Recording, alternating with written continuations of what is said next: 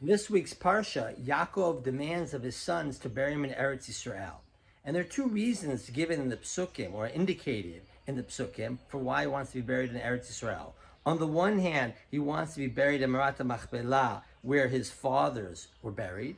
On the other hand, he emphasizes that it should be Dafka Be'eretz Canaan. There's something virtuous, something important to him, that he should be buried in Eretz Yisrael, which is, of course, what happens at the end of Yetziat Mitzrayim.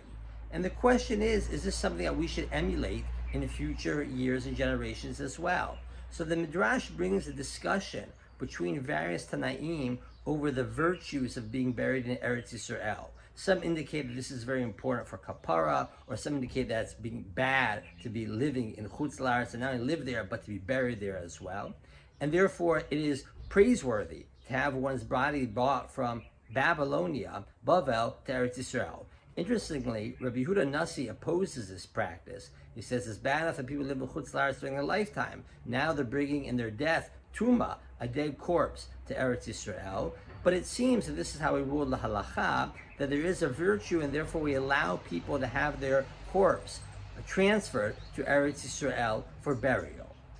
Now, there's an interesting debate about how far we go to achieve this virtue.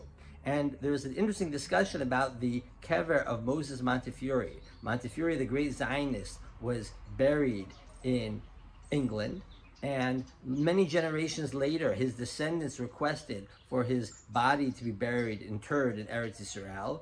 Rav Moshe Feinstein opposed it. He said, A, the later descendants don't have that right, and B, Montefiore specifically requested that he should be buried in England. In contrast, Rav Ovadia Yosef thought it was virtuous, no matter what, for a person to be buried in Eretz Yisrael, and therefore he ruled that the kever should be moved and interred in Eretz Yisrael. The question is, what is the virtue? So as we mentioned, there is this notion of kapara, that somehow being buried in Eretz Yisrael is some form of kapara for one's sins. But I think there's something greater, which is what's being emphasized by Yaakov in the Parsha. Jews, sometimes in our lifetime, might live in Bavel and other places in Chutz La'aretz.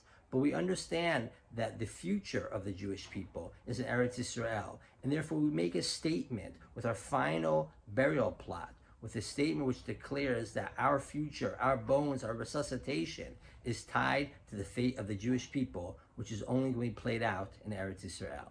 Shabbat Shalom.